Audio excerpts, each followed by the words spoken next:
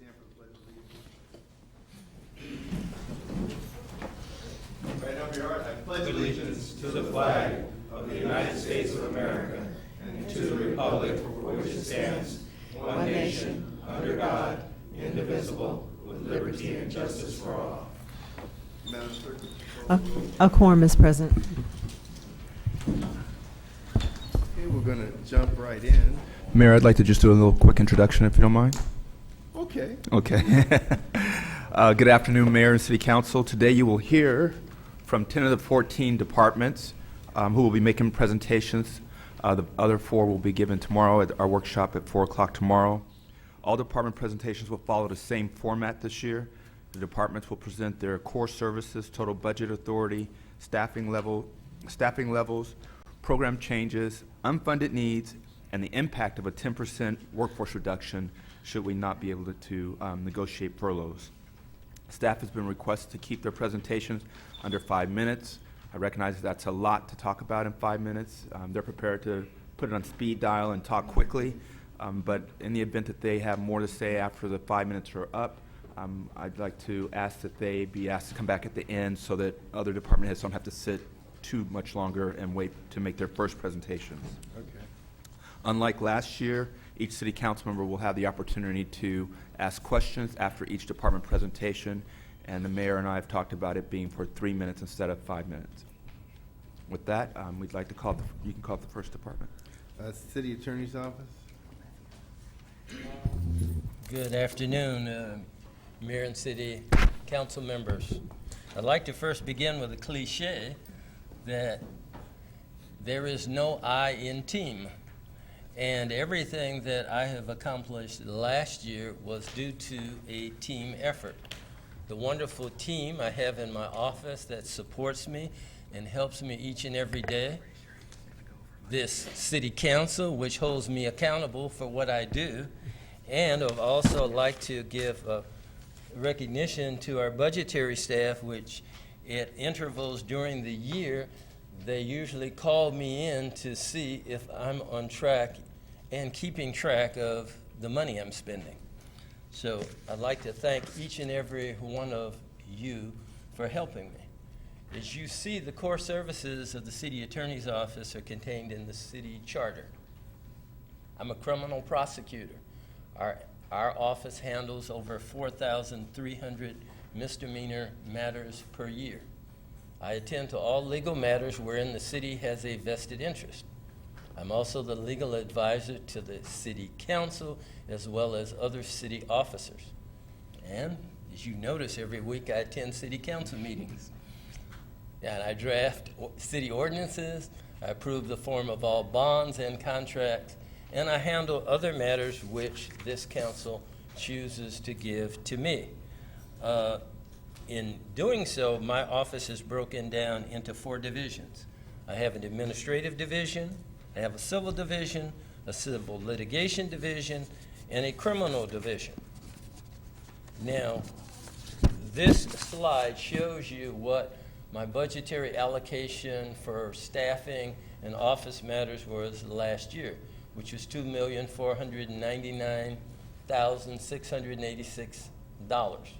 And you see the allocated staffing I had was 16 full-time staff members and 1 part-time staff member. The staffing we project will remain the same. There is a budgetary impact, an increase of $72,127,000, and I believe that is attributable, since there's no increase in staffing, is attributable to increased costs associated with health care and other benefits that you pay to all employees. Well, I don't know why they picked me to be the first to make the presentation, but I'm here to deliver good news. Good news for this fiscal year is in the funds which I am responsible for overseeing, which is non-departmental funds, which is we refer to as 9936. $3,963,102 was appropriated. Of that amount, So far this year, only $1,474,688 was actually expended. And presently, there exists encumbrances, which are outstanding contracts of $337,921, which leaves a balance of $2,150,491. So that's good news. Now, also in that fund, so as I point out, the present balance is $2,150,491, and I estimate between now and the end of the fiscal year, there might be approximately $350,000 worth of billing, or it might even be less. So this will leave a balance of $1,800,491, which the finance director, CFO, can allocate to some other fund. Now when I talked about there's no I in team, this savings of this amount of money was attributable probably to a number of factors, but the most important factor is the fact that we have a mayor who was a former chief of police, and in concert with our chief of police, has introduced a basically risk management perspective that maybe our police department didn't previously have, and as a result, this is unprecedented in my 7 years being in the city attorney's office, because each year I believe we spent all the money that was allocated, and each year was around $4 million. So it is really extraordinary that we have been able to reduce our expenditure of funds in 9936. So I am really happy to announce that news. I hope going forward we will have the same result next year. Now, what are my department's challenges? My department's challenge is keeping up with the heavy volume of work in the criminal division. Our staffing in the criminal division includes 3 attorneys and 2 full-time administrative assistants, as well as 2 administrative assistants who work part-time in making sure all the documents are prepared for filing in court when we have actual litigation in criminal matters, that all the documents are turned over to the court as well as to private defense counsel or to the public defender's office. This is labor intensive every year, and your police department, as effective as it is, would not be effective if you did not have a means of actually prosecuting crime in the city. So part of my office is devoted exclusively to what we would call public safety. And that is where the challenge usually rests every year, even though it is probably a function which most people don't even realize we engage in except for the city council. Now, if in fact there is no employee furloughs this year and we do have to make a 10% cut in our budget, that would be approximately $250,000. Because of that cut, I would not speculate exactly what would be cut in my office at this point in time, because that is appropriately a decision for the council to make after you identify core services and identify exactly what in our office that would cause the least effect to members of the public. So that's my presentation. Any questions? So you're saying that you may have to reduce it by 10%, but maybe I'm losing. You saved 1.8. So why would you be impacted by an additional 250,000? Well, that goes to the very. The other way. Oh, the other way. Yeah. Okay. There you go. Okay, because that would be the 10% general fund personnel budget. That's where we would make the reduction. We wouldn't make it in 9936. Good. it be? Because we're assuming if there's an across-the-board 10% cut in all departments, that would be the amount, $250,000.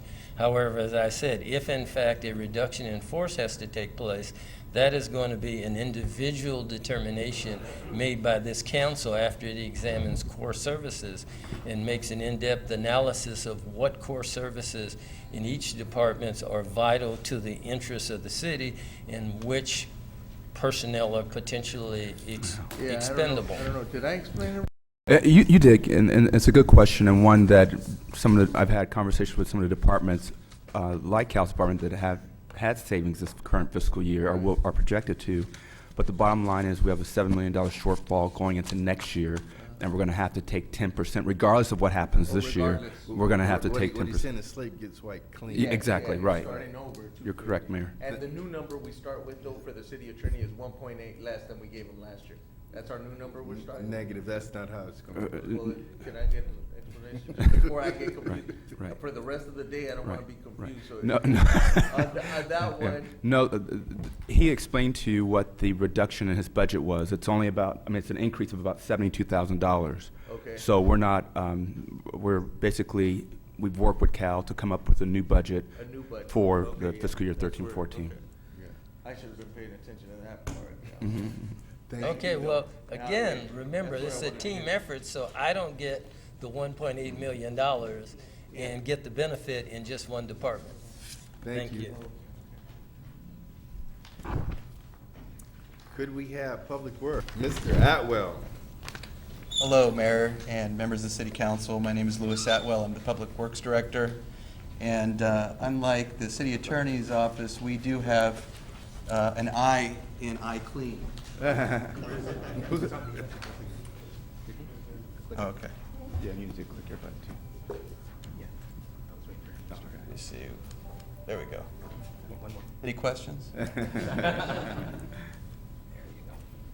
The Public Works Department, we have about 8 divisions. I say about because there are some programs within the department that I also consider a division. However, according to the budget, we have these 8: administration, engineering, environmental, fleet services, general services, public services, transportation, and utilities, which is also including water resources.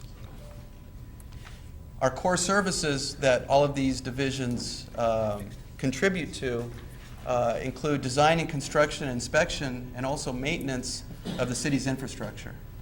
We're essentially anything that's on the street or in the street, we either maintain or regulate under franchise agreements or under our own city facilities. We also maintain city buildings, parks, and improvement districts. As well as we issue permits for stormwater pollution control, public right-of-way construction, which are encroachment permits, and special events, such as block parties. We also manage the solid waste contract with our trash hauler, and we make sure that we maintain the strict percentages regulated by the state for recycling. So we enforce folks that are trying to take recycling material out of people's trash cans. And we also maintain, repair, and procure vehicles, including police vehicles and other departments' vehicles as well. So our budget is higher this year. However, it's because we did a major transfer. We transferred over essentially $1.2 million of tree services, tree trimming services. So that isn't really an overall increase to the draw on the general fund. So that pretty much makes up the difference. There was another increase, which was the in lieu tax, which I have no control over, but so that essentially makes up the increase. We also have, as you can see, we went from 122 people to about 130 people with the new folks in tree trimming. Program service changes. We added the I in clean as opposed to team. And we also, the tree maintenance operations were transferred over, and water, sewer, and storm drain field operations now are under Harry Frisbee, as before they were under the water engineering, water resources. Now we have somebody that understands field operations running a field operation. Department challenges. We all know these are the big ones. I'm singing to the choir: maintaining and reconstructing streets, sidewalks, and alleys. I mentioned alleys because Harry and I do have a plan to attack the alleys. Yeah, and we'll see how we do that, but no promises. You know how those worked out in the past. Plan with no I like that.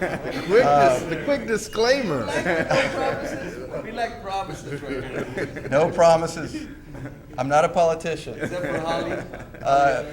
Maintaining approximately 18,000 street trees. That's another one that is a big deal, and we've come up with some ideas from various council members as well. And maintaining and replacing vehicles and equipment. That is a hard thing to do. The police vehicles have over 100,000 miles on them in some cases, and as they get older, they're harder to maintain. And so, big deal. Street sweepers, very difficult to maintain, too many moving parts. They have vacuums, and vacuums leak. We got to figure out something there. And we're delivering 23 CIP projects as opposed to 17, actually 18 this year. So we're stepping up the ante as well, and it is a challenge. The unfunded needs, I won't go into detail on them because I have 51 seconds. Water utilities, we just need to increase the amount of our purchase. They increased it through West Basin. We have to purchase that water because it's, if we don't, we're not going to be able to drink. And then environmental services, we just need to make some payments there because we run in the red in the past. Overtime because of the iClean. Fleet services, I have to increase that because we do make payments for licenses for vehicles that are required by the state. And under public services, the equipment expense, the additional $200,000 that are on there, the reason why I'm asking for it is because this is a new piece of equipment that if we use, we can actually redo our alleys. We can actually pave and reconstruct the street 2 to 3 times faster than traditional means. See, I don't mean to interrupt, but this is where that no promises is. This is kind of, if we can get this, We can do feel we that. can be more aggressive in doing our alleys. And that's why I liked your honesty, but I'm sorry to interrupt you. No, Go ahead. that's okay. Okay. Because Harry and I have mulled this over. If we could get this, we can actually do some things because I am worried, to be quite honest. I'm worried about, are we going to be able to do all our streets and our alleys? It's a big deal, and we don't have enough money to do it all. So we come up with other methods of doing our best. It's all a matter of doing our best. And then the special expenses for the general services admin, that's standby pay. We have folks on standby in case the air conditioning isn't working hard enough or it's working too well. And then quickly, our accomplishments. We moved the space shuttle better than Los Angeles. We delivered General Services Administration. They're actually managing capital projects, which I don't think they've done in the past. So our new elevator at the library, which we got state inspection on, is, I believe, now running. We have new elevators slated for City Hall. And again, the capital project delivery, we delivered 17 projects this year, 6 projects last year, and 3 projects the year before. So we did better than double the old number. And then the 10% reduction, unfortunately, is about $500,000, which equates to, what is that, 40 people? No, not that many people. Yeah, something like that. Okay. You know, since A lot of people. 6. 6. Sorry, 6. You done right there? Yeah. Since we don't have like talking hogs on the council anymore, we're going to forget about the clock and everybody just free flow and ask what you want, and we'll just be brief. But I want real quickly, how much was that piece of equipment that you needed? $200,000, and we can purchase it with gas tax. Okay, because for me, that's huge. Alleys and streets are huge. That's the manifestation for the average citizen. The government is working that in sidewalks. So Right, and I've heard cases where you can pave as much as 5 times faster than traditional methods. And not only does it pave, it grinds up the pavement and the base and creates a new structure to the pavement. Harry could probably, if Harry, you come want to on, hear a little bit more. give it to us. I love to hear But about this stuff. What we're talking about is a piece of equipment is called an asphalt zipper. We demoed one about 5-6 years ago over in District 3 area. What it allows us to do is we're doing a dig out of a section of pavement that might be bad, 10 foot by 10 foot. Normally, that would take crews up 6-7 hours to do. We can do it in less than an hour now. And then the material that we grind, mold up, is reused as a crushed miscellaneous base to recompact down so we can put a new cap on it. So this is all done by force account. It expands the amount. Yes, we'll purchase probably twice as much asphalt on an annual basis than we are now. So, Thank you very much, sir. Good stuff. Thank you. You're welcome. So my comment, are you through with your report, Yeah. Mayor? Yes, sir. So my comment following the lead on that is manpower. It's great to hear that there's a possibility of getting this equipment and what it can do, and is meeting the needs of the public with reference to getting their alleys repaired, which haven't been repaired in several decades, but is the manpower internally available to be able to handle this equipment and do the work and still maintain the other core services? Well, one of the things that we'd like to do is because our street sweeping equipment, this is related, but our street sweeping equipment's getting old, we'd like to, and each street sweeper costs a couple $100,000, between Right. $150,000 and $200,000. If we could contract that out, but retain the individuals that currently operate those street sweepers and move them over to a street crew, we can then expand our resources on streets, have a savings in street sweeping, and be able to do our alleys the way we should. And that was my segue to my other comment I wanted to raise that had to do with the street sweeping, because for council, District 4, we regularly get complaints Yes. about the poor street sweeping.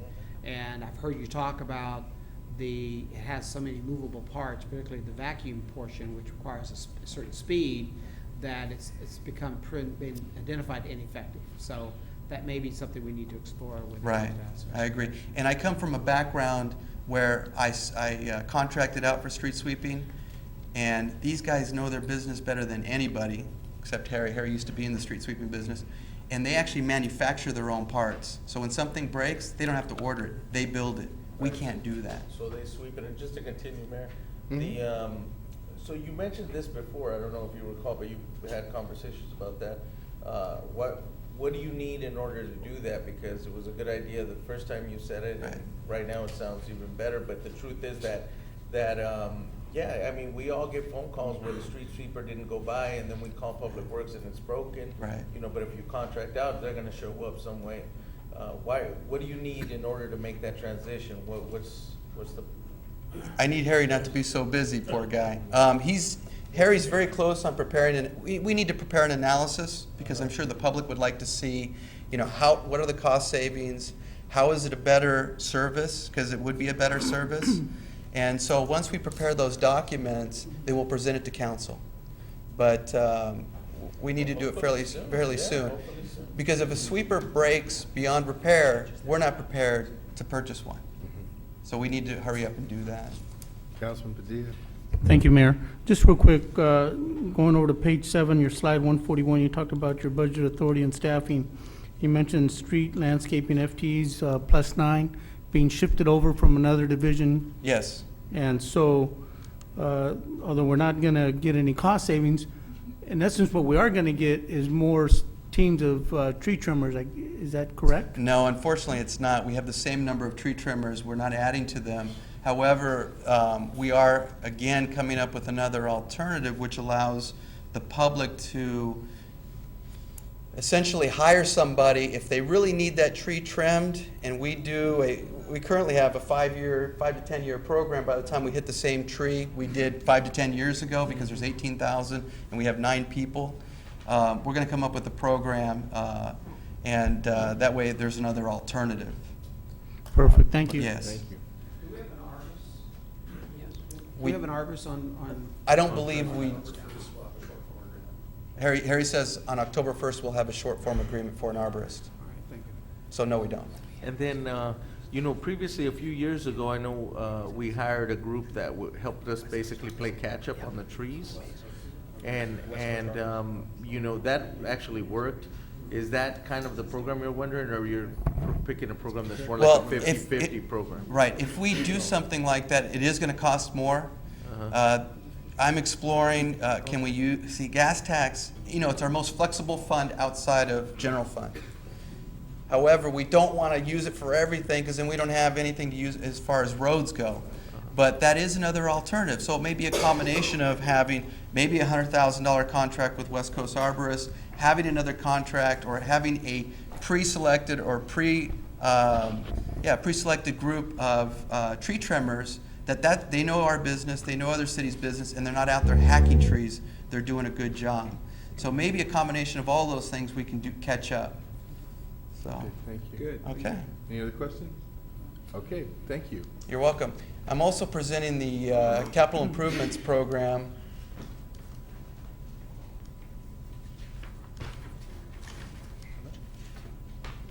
So, just a recap of this year, because it has been an interesting year. I came in October 1, and we quickly ramped up the team. And I will reiterate what the city attorney said.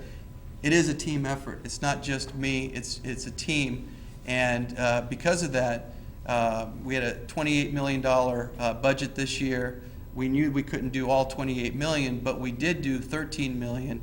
And I believe that now is not 17 projects, but really 18 projects, including La Brea, which will be substantially complete, and also the elevator project at the library. Capital projects in progress, we have 5 under construction currently, and 29 projects in design. Unfortunately, the 29 projects in design, some of them have been what I call legacy projects. They've been sitting there, they just haven't hatched for a while. Yeah. And this is just a graph of what I explained. Projects completed this year, the notable projects are really the 4 at the top. What we did this year, and I don't know if we did this last year, but we combined projects, and by combining these projects, we made them into mega projects. So the resurfacing project was a $1.8 million project. We get better prices by doing it that way because the economies of scale. And also we saved, along with the La Brea project, we saved $2 million from expiring June 30th. And we blew through that money as quickly as we could because we would have just thrown it away. And then the other projects, they're notable, but not quite as much. Again, here's some of the other projects that we completed this year. Here they are, some pictures, the resurfacing project, and also the sidewalk project. And again, that was a combination of CDBG and other funding sources. Current projects in construction, the ADA ramp reconstruction, that's a $400,000 of unspent CDBG money from this fiscal year. And so we picked, I believe it was over 100 intersections to do that. North Park improvements, Saminsky Park, street lighting and roadway, and the La Brea project, which hopefully will be finished before the end of the fiscal year. And here's the La Brea project. That's a monster project. I mean, we're talking about 6 lanes all the way across. These are the new fiscal year projects. About $2.5 million of additional projects. The 2 notable projects on here are North La Brea and the Centinela project. The reason why it's only 300-something thousand is because that's for the design. And then, of course, they'll go on to the $3+ million the year after. I figure about a year's worth of design. So 2015, those 2 will definitely ramp up. And then on the books, we have a total of 48 projects. Again, it has some legacy projects in it. But thanks to David Esparza, the CFO, he helped me organize essentially a more digestible way of looking at the projects. We have 88 projects, which are the ped ramps, city facilities, which is the civic center projects, and includes ADA as well, and then parks and open space. A lot of that is being managed by Parks and Rec, which is a big help to Public Works. We have sewer and storm drain projects, sidewalks, street lighting, street roadway projects, and transit stop, which are the bus stops, and water system projects. So we're doing quite a bit. And so the summary, we have 23 projects to be completed next year, so we plan on delivering that many projects. 21 projects will spill over to fiscal year 15 and be completed, and 4 at this point beyond that. Thank you. Are there any questions? Just a quick one. Sure. You mentioned the Manchester medium one, that was 140,000 Yes. put into it. Yes. When does that begin? I don't know. Well, first, the budget needs to be approved. That will require possibly general fund money. It was one that we just took a look at. And $140,000, I believe, is a conservative estimate.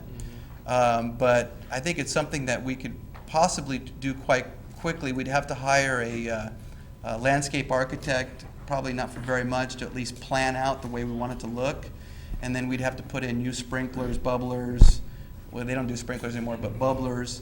And we'd have to pull some wires for lighting. Not too many wires, because lighting wouldn't go all the way across. Yeah. But I think fairly quickly. Okay. Yeah, I haven't really looked at it enough to tell you exactly when. Okay. Councilman Morales? I'm sorry, Mayor. Yes. Can I respond to his question? We have looked at the funding options for that. Like Louis said, it would be general fund money. And so what I would recommend is that the council direct me when I bring back the budget. One option is to use our reserve in that amount, general fund reserve, to fund that, because that's the only other place we have general fund money. As you know, we have a $7 million shortfall, so it doesn't make sense to increase the shortfall for it. So it would have to come out of reserves. Okay. Thank you. So let me explore another one. I didn't see you make reference of a project on Prairie, particularly right off the 105 freeway going northbound down to on future development at Madison Square Gardens, and the off-site parking. So we're trying to attract the patrons as well as prospective developers Sure. to build in the area, but the access to that is going to be an issue.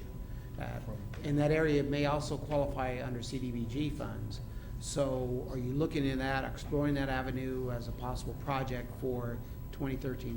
That's a great question. Keith, can you help out with that question? As far as the Prairie access from the freeway? Mayor, members of the council, we are completing within a few weeks a comprehensive pavement management system and inventory for the city. That will provide us a guide in planning future improvement projects that we can look at Prairie Avenue and those other major corridors for funding.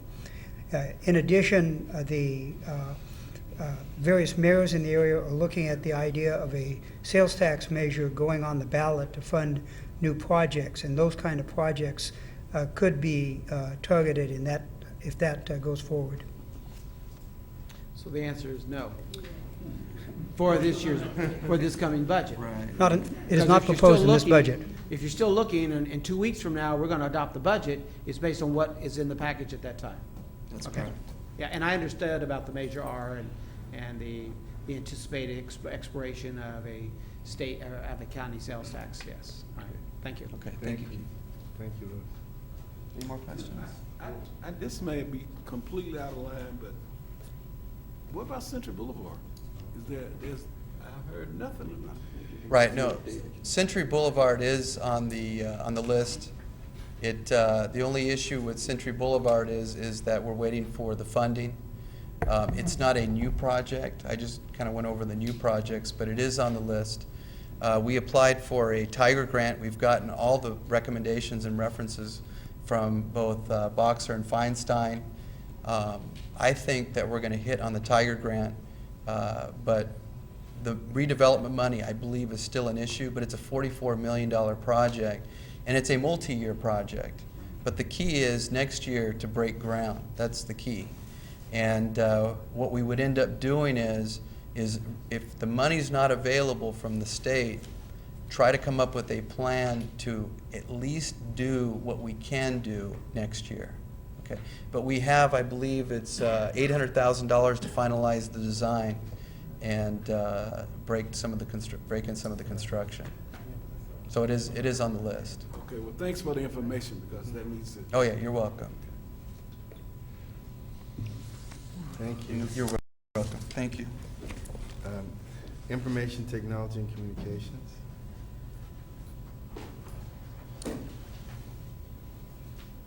And I definitely appreciate everybody sticking around, because we are a team, and we should all be interested in how all the departments are going to progress. So I appreciate that. Good afternoon, Mayor and Council. I'll be presenting the ITC departments. The ITC department is broken down into 5 divisions. I broke down the core services based off of the divisions. The largest division is the network support division, which is responsible for the help desk, computer support, email, internet, desktop applications, infrastructure, security like our firewalls and stuff like that, data backups and recovery. The second division is our telco division, which is responsible for our cellular lines and our landlines. Another division we have is our system analysis. They're responsible for our city's website and the internet website, the citywide business applications, records management, and then we have our public safety systems division, which is responsible for our CAD, RMS, everything that's related to police systems. That's the division that it comes out of. And the next division is our print shop division, which is responsible for producing the agendas, the budget books, publications that go out to the public, our mail services, and all our reprographics. As far as our budget for this year, we were able to save $137,000, partly because we was able to eliminate one position. It's not shown here as far as the full-time positions. We have the same amount. We were able to add a part-time position to a full-time position, and we was able to eliminate a part-time position.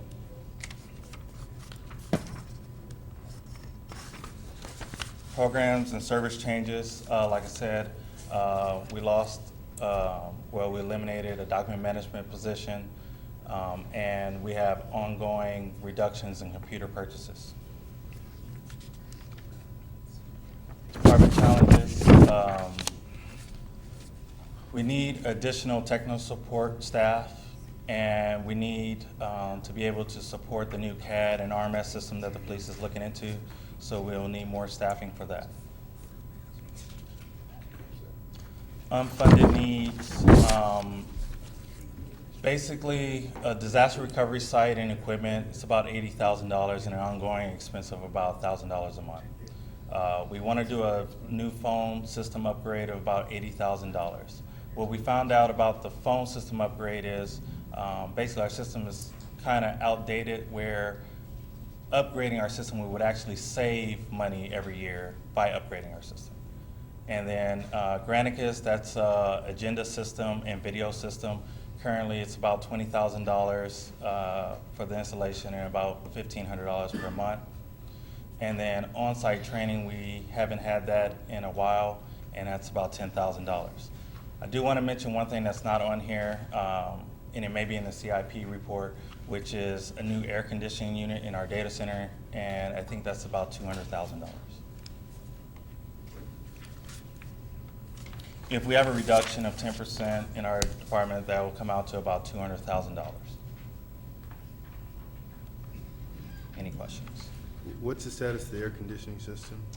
Currently, we have 6 air conditions inside the data center. 3 of them are working. I mean, so what's They're the likelihood failing. that there would be a catastrophic failure?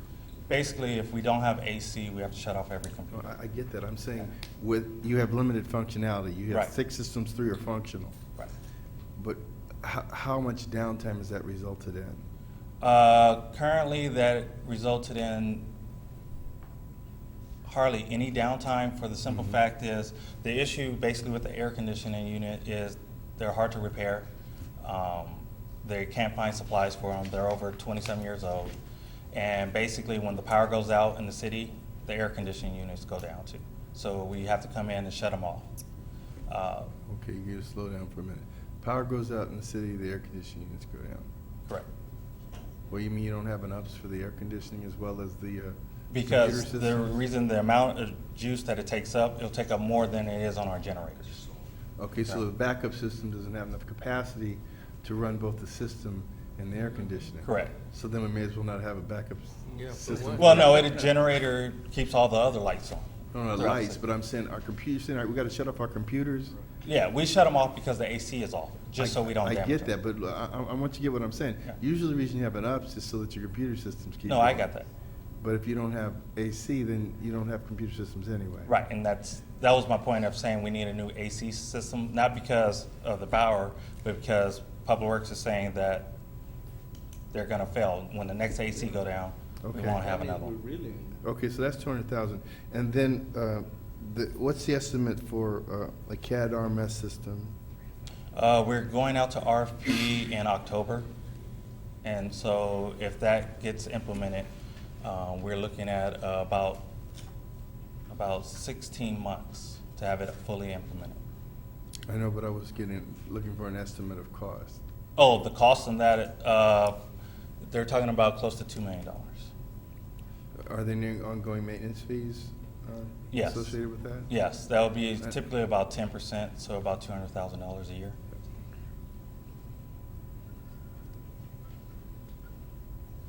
And how many failures of the CAD system have we experienced in the last 12 months? Current system, not that many failures. The reason for the upgrade is because we moved from a mainframe system to basically to a hybrid system of a mainframe with just a emulation system. And for what the police need and all the stuff they want to do in the future, a new CAD system is required. Basically, the current CAD system that we're on, we're built in-house by programmers. We don't have those people anymore. It's an old system on COBOL. Okay, and what's the functionality that's going to be received for this $80,000 telephone system upgrade? What functionality? Basically, we'll be able to have every bells and whistles. Will be voice over IP. We'll be able to have instant messaging. We'll be able to basically, if you have an iPad, you can have soft phones. We want to transfer a phone to your house, as long as you have a computer, we'll be able to do that. And basically what I said is it will basically pay for itself is because we're leasing lines at our different locations like the parks and stuff that are not directly connected to us. Mm-hmm. That lease line is basically costing us almost the same cost of doing the upgrade. Okay, but what's the time period for the payback? So if we spend $80,000 now, how many years does it take in savings to get that back? We'll pay for itself within a year. It's basically, we're coming out about 70 grand in savings.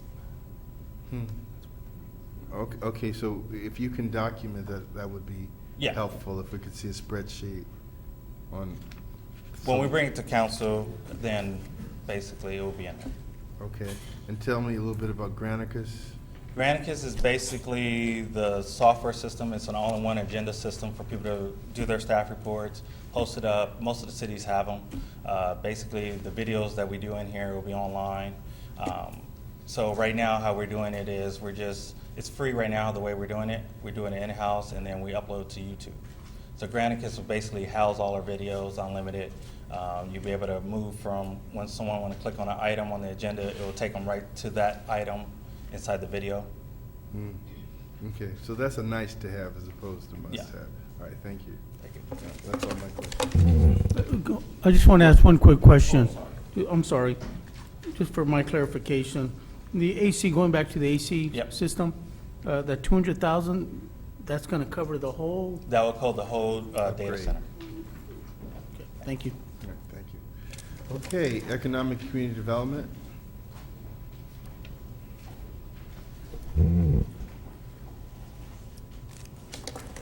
Good afternoon, Mayor and Council. I'm here to present the Economic and Community Development Department budget. Make sure I do this right.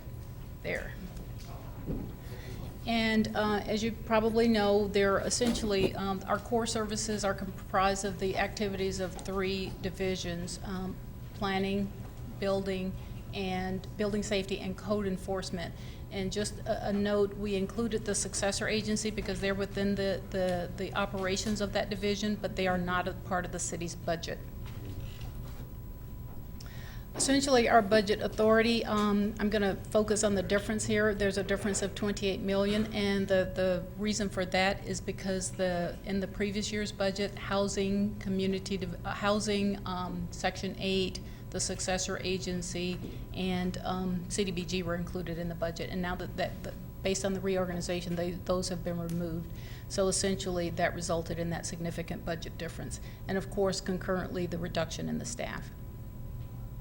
Department challenges, probably nothing you haven't heard before in terms of maintaining service delivery with reduced staffing based upon previous cuts. But one of the new ones this year is that with the reorganization last year in the title of Economic and Community Development, the challenge is doing comprehensive economic development without a dedicated staff or program funding. And I'll talk a little bit more about that later.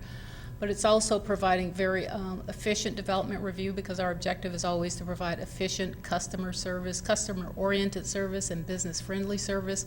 But it's difficult to do that with a permitting and project tracking system that really is not functional for that purpose. So that's been a continued challenge for us. And of course, the wind down of the successor agency and some of the challenges with that we've had with DOF approving our recognized obligation payment schedule.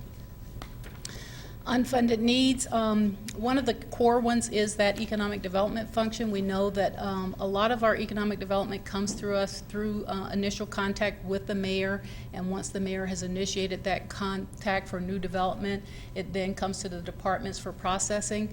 So what I've identified here is just some programs to help implement and really be more comprehensive in our business retention and attraction programs, to develop the kind of databases that we could really be more helpful to our business community when they're looking for opportunity sites in the city, vacant lots, and vacant buildings in the city.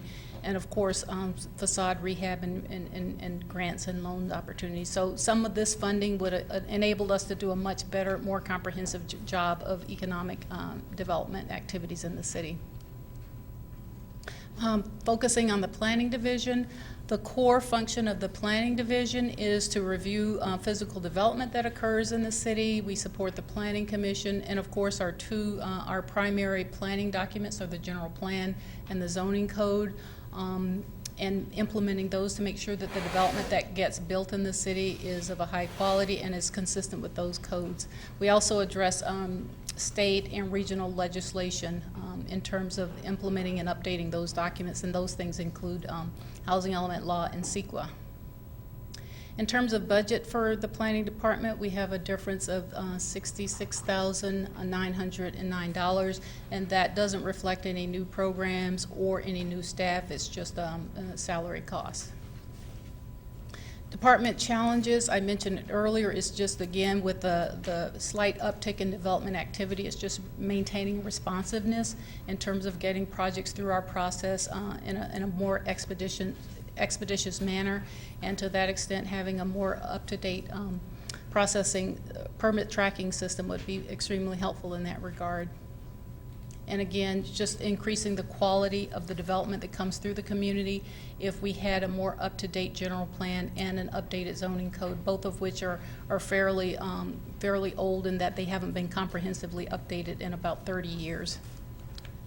Unfunded needs, we would be much more efficient if we had an additional staff person. I mentioned earlier about the need for both a comprehensive general plan update as well as a comprehensive zoning code update, and those are critical to maintaining best practices in terms of how we review and get good quality development in the community. And of course, I mentioned earlier also the technology upgrade. We are at a very distinct disadvantage because the tracking system that we have now is inefficient, and it really wasn't designed for permitting and project tracking. Moving on to the building division, that's the other core division, and their services are essentially to make sure that any new development that gets built in the city is appropriately reviewed for compliance with all of the building codes, both state and local building codes, and of course that's through the plan check process and also inspection services. And other important services are just making sure that staff is available in the building division to support major development projects and also to provide technical support to other city departments. And this is the budget authority. The change there, again, no new staff, no new programs. It reflects an additional outreach to make sure that we have money to fund expedited plan check services, and that's not a new budget cost. It comes from the permit fees that are charged by the building department. And again, no substantial budget changes, but we're implementing online permits to make sure we have more efficient service and looking at other ways to expedite plan check services. Department challenges, I mentioned them earlier, it's really getting technology upgrades to make sure that we can operate more efficiently. And the unfunded need is also related to that, getting new technology to upgrade our access to project files.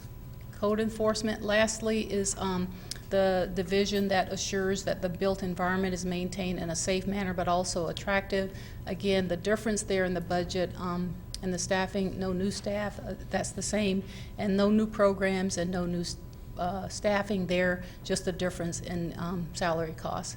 Unfunded needs, I mentioned also the software program so that we can integrate planning, building, code enforcement, and public works, all the city's permitting systems. So that's what this is related to, and of course staff training. And these are the overall budget reduction impacts. They're essentially about approximately $291,000, and that's approximately 3 staff persons, 1 in each one of the 3 divisions in the department. That concludes my presentation. Yeah, I just have a- Go ahead. I don't know if you mentioned the front end, but the fee structure we were supposed to look at to Yes. update it compared to other cities, where are we on that? I believe that that's coming next month. And is that for the entire, That would be for the Street entire, scale? the entire city, but I think it's going to be broken up so that what you'll see first are what we call the development fees, which is primarily planning and building fees. and that being said, once they're adopted, if they're adopted, have you kind of seen where the increase will be?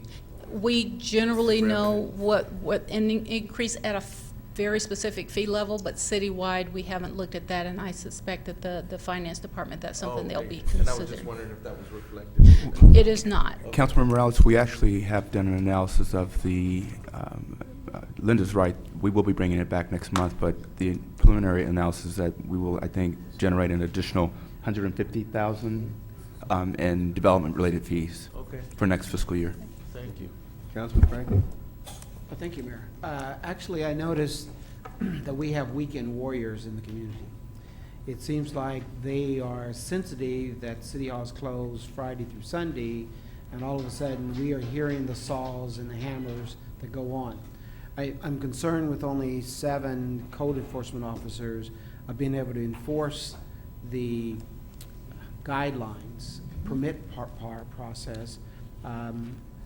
Is there are you rescheduling or structuring your staffing to be able to handle that kind of weekend experience? Well, two comments. One is that you're absolutely right about the weekend warriors, but we do have a modified schedule for the code enforcement staff, so they do indeed have a schedule both on Friday and on Saturday. They don't work on Sundays, but they're out there on Friday and Saturdays. And they have adequate equipment and whatever I should say equipment or vehicles they need to be able to do their. I would say outreach to the community. generally, yes. The bigger challenge is really just with the transfer of the staffing last year to the sanitation contract. We've lost 2 bodies and 3 positions, and that just makes them get spread a little thinner. So it's a challenge to get to all of the issues that are out there. But they have tried to reschedule or rejiggle their schedule to try to do as much as they can with the limitation in the staffing.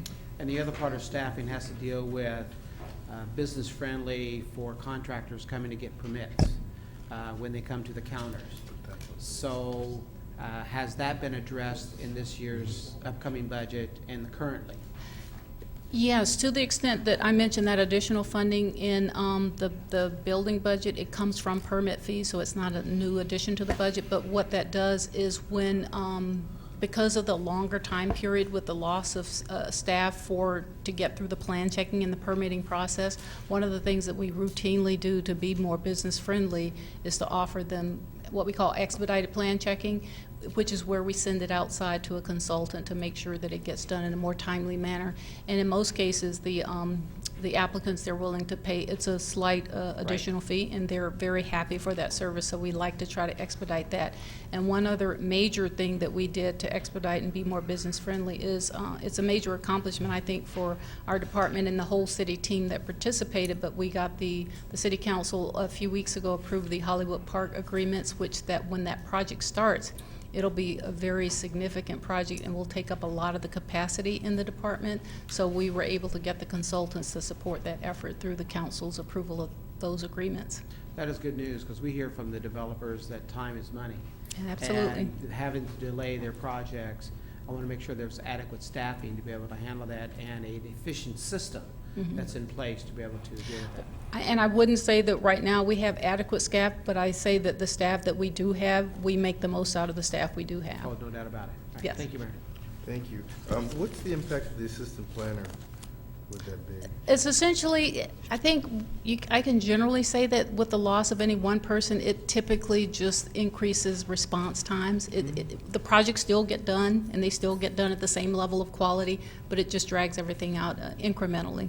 Okay, and then the general plan update, we have a general plan right now. The update, what drives that? When you say general plan update, what is the driver? Because it seems to me that based on your expectations, that's going to drive your plan and vision for the city. And I believe that up to now, we've had limited expectations, so in a way, it's kind of good we didn't update the general plan if it costs so darn much to do. It costs a lot. But why does it cost so much? It costs a lot because you are going outside to hire consultants who specialize in doing just that. And just like any specialty where you want people who have a lot of experience doing that kind of work, it just costs a lot of money to do that. And I would say the downside of not having it is that state law typically requires you to update your plan every 10 years, or generally when circumstances in your community change. And because our general plan hasn't had a comprehensive update in 30 years, if you go back and look at it, the language in the document is old, and it really speaks to the Inglewood that used to be. It's not really the Right. Inglewood that we're in today. So the benefit of having an updated document would be to have a community-wide, I guess, just a rechecking of the city's vision or the community's vision, and just make sure that all of the decisions that the council makes are kind of in line with that division, So a that vision. $600,000 town hall meeting. No, it's much more substantial than that. That's not quite. Okay, Add to that. all right, go ahead. Because I kind of share the same concern that the mayor does, because I remember we might have not done a comprehensive one in the sense of that word, but we did one about 10 years ago where, they had the charrettes and the whole deal with the community and everything else. And, people asked for park space and pools and kind of a senior citizen. We went through a similar kind of thing. And I think it cost us about, I want to say, more than $600,000 at the time. But my point is that, more than that vision that comes up, I mean, I think we all share the same vision, is kind of the economic time that we're going through and the opportunities that the city has. And it's almost like we're almost guided more by the opportunities that we're given on any Right. given day. And right now, it would be difficult to kind of You're on the same page. right, kind of narrow it, knowing what we know right now. That's my only concern that I What the would see right councilman is saying is that we wouldn't want to engage in such an expensive process that limits our opportunities, and it's based on, a popularity vote. So I'm just saying, I don't know that now's the time to spend $600,000 for that. Now, this comprehensive zoning code update, the implications for that, I mean, wouldn't the way we zone kind of fall more in line now with the opportunities we have before us and the vision that we generate as we try to pick and choose the opportunities that we have? Well, I think the short answer is yes, because you can always, the zoning code in its current condition would never preclude you from doing a development project, nor would the general plan for that matter. But I think probably the best analogy I have is that our general plan and our zoning code both are like an old car where you keep patching it up, you really need to just go out and buy a new one. The current one you have is functional, it gets you there, but if you wanted to have the state of the art or the best, or have something that's really more modern and reflects best practices, it's just a very good idea. And state law says that any decision that the council makes has to be consistent with your general plan. And because some of our policy and some of the content of the documents are so old, it's just not as functional as it could be, but it's functional. Okay, it's functional. Because this would be, these two items would equate to about 120 full-time employees of average pay. Is this of such an urgency that it? No, all right, absolutely not. All right, thank you. And then finally, on your technology upgrades and training, what does that represent? Well, I understand the training component, but the straight technology costs. It's essentially the cost of getting what we call a permitting and tracking system that's more common in other cities that have good technology and good for processing and tracking projects. Our system, which is Eden, is essentially an accounting system. It's a financial system. And we, kind of like the general plan and the zoning code, we've kind of patched it to make it work for us. So it's functional, but it's not very efficient, and it doesn't give us all the reports that we need very easily. It's very labor intensive to make it do what we want it to do. So ideally we'd get a new system that would do that much more efficiently and quickly, but what we have now is functional. And that system costs what? That $400,000 is the approximate cost of the system, and there are some annual costs that go along with that. Okay, all right, thank you. Human resources. You're-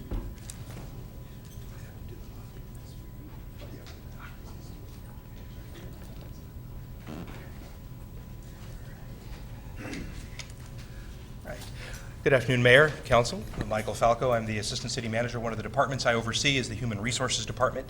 I did give myself 5 minutes, but I probably need a few extra because I do have a tendency to talk. Everybody else is taking more? I'm teasing. I'll talk fast. Actually, the core services of the Human Resources Department I have listed here. Basically, you know them because we come to you all the time and talk about them, but specifically, employee and labor relations, that's a big one. We actually have the need to do this very frequently, almost every single year.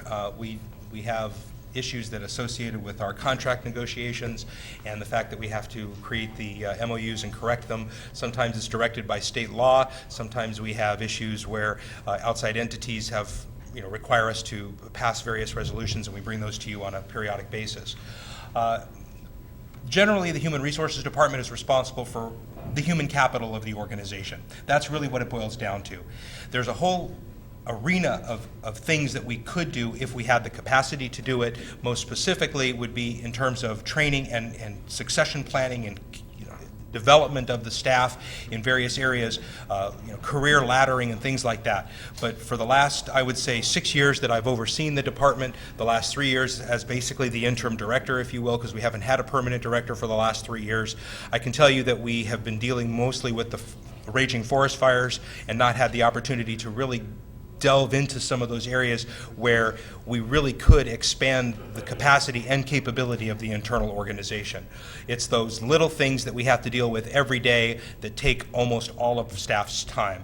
Things where employees are coming up because they have issues, they have questions, they have concerns, we have grievances, all of the things that are associated with civil service related employment we have to deal with, and of course the benefits administration is a big component. We've talked a lot about workers' compensation. That is a big component of our organization.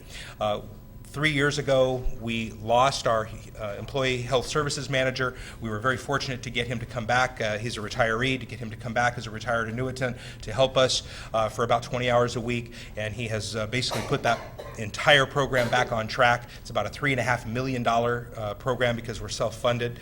And that is something that we're very, very pleased to report in that regard. As a matter of fact, we'll be coming to you very shortly with a request to hire a new third-party or a third-party administrator to help us with the workers' compensation. We're in the process of finalizing the responses to the RFP literally as we speak. The health safety is something that we need to address, something that has been missing now for the last 3 years. I know there's some folks in the room here that have participated in the past in the Health and Safety Committee. That is something that we are desperate to start back up, because it's something that I think is very necessary, because, bless you, because the workforce needs to know that they're safe, and we have to make sure that we practice that. We have a very good and strong workforce, but again, there's areas where we can definitely move forward. As far as staffing, you'll see that there is an increase. Bless you. I think it's contagious. Okay, who's next? The staffing numbers actually stay the same, but you'll see my note there at the bottom. We're going to request in this budget to increase or upgrade the vacant human resources manager position. We attempted a year and a half ago to bring on a human resources manager. We were not successful in finding a candidate that had the qualifications that we thought were necessary. Unfortunately, I believe a lot of that was because we were not offering a compensation package that was sufficient to bring someone in of the caliber that we needed, and as a result, we're asking to move it back to a director position in the hope that we can find someone with the level of expertise, having run the Human Resources Department in a similarly situated environment, to be able to assist us in the areas that we're missing, like workers' compensation, where we currently have consultants assisting us. So that's why you see an increase there in the budgetary authority request. I can tell you that over the last 3 years, we've actually saved quite a bit of money, because we haven't had an executive or a manager in that department, and we've had vacancies that we have not been able to adequately fill. The one thing that we have taken advantage of is our friends at the South Bay Workforce Investment Board. That's one of the areas that the council asked me to oversee. In December of last year, you might recall, you brought them back, if you will, to the city of Inglewood, and I am basically the liaison with them, and Jan Vogel at the South Bay WIB has been incredibly helpful in actually getting us staff, not only in administration but also in human resources. Just to give them a quick plug, they are absolutely phenomenal workers, absolutely phenomenal. The productivity out of those young ladies is just immense, We would like to update our policies and procedures. That's something that's very important, and we need to do that in order to be able to maintain our compliance with the state and federal government.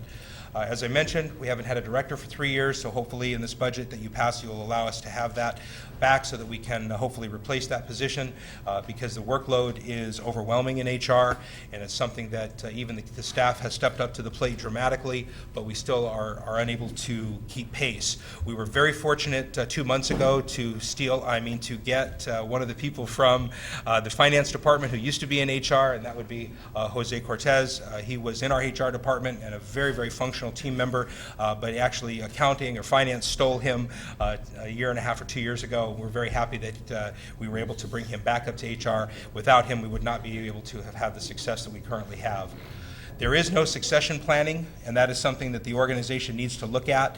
We do not have, in the whole scope of our organization, an effective mechanism for ensuring that when people retire, that we have the ability for the leadership and the management to continue, and that is something that I believe is essential and needs to be focused on going forward. Obviously, we have a lot of time off, it's excessive time spent dealing with issues in the organization, and I think that if some of those other things like training, especially management and supervisory training, could be increased, we would have the ability to, some of which we get for free, by the way, but we would like to be able to provide more of that so that we can eliminate a lot of the excessive time that we spend dealing with just the general day-to-day workplace issues that somehow get blown out of proportion. We do have a number of employees in the department that have been out because of various restrictions, and that has put a significant drain on the department. As I mentioned before, that plus the lack of a director has been virtually debilitating for the department. We don't have a good human capital management plan. That is something that I think we need to look at, not only for the Human Resources Department, but citywide, because it's important that when you talk about core services, that phrase keeps coming back, but when you have an adequate resource allocation, what staff member is allocated to what set of duties, they have to be equivalent in some way, but we also have to have a mechanism for training staff to be able to fill other positions as well. Talked about career laddering, mechanisms for promotion. That's a natural workplace need, and effective leaders would see to it that their staff has that capacity and that capability so that they don't go dormant. A 10% reduction would virtually destroy your human resources department. It would equate to basically 2 people, and that would just completely devastate the department. We're already running on empty. We ran on empty a couple years ago, and we're just now picking up the pieces. But if we were to have the workforce reduction in the amount of $116,000, it would be 2 full-time people virtually, and that would we would not be able to function. So with that, I'm available for questions. Hey, you can't ask him anything. He said to destroy things. I'm not going to ask him any questions. No, please do. The only question I have is the manager. It won't be a department head anymore. It'll be a manager. It will go back to being a department director. Okay, Yes. and I did notice if you put in what that would cost. Yes, you might recall in last night's presentation, I actually had the actual dollar amount of the increase is about $30,500. The increases that I showed you a few slides back on the slide that showed the staffing, that shows a difference of $43,000. The other differences associated with PERS and healthcare and so forth. We have a number of part-time employees, so they don't actually raise our medical costs. And are there recruitment costs associated with some of that position? We have contract services already built into our budgetary authority, so we try to do virtually all of our recruitments in-house. The ones that we typically go outside would be for a department director, because we believe that that's an important use of those funds. So we already have money allocated to do that recruitment if Yes. we should choose to fund it. Yes. Yes, they're saying yes. Some Thank saying you. yes. Indeed, thank you, sir. Thank you, Any sir. other questions? Yeah, all right. Parking and enterprise services? And I'll turn it over to Dean.